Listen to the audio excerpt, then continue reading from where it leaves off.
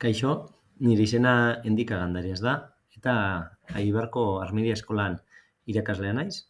Bertan programazioaren produzioa fabrikazio mekanikoan, izeneko goi mailako hezikleta zikloan, ematen ditu nire klaseak, bai?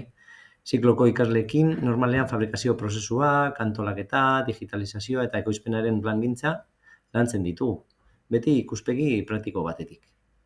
Oso gustoko dut ikasleekin benetako proiektuak egitea, adibidez piezak diseinau eta fabrikau eta prozesuak hobetzeko ideiak garatzea.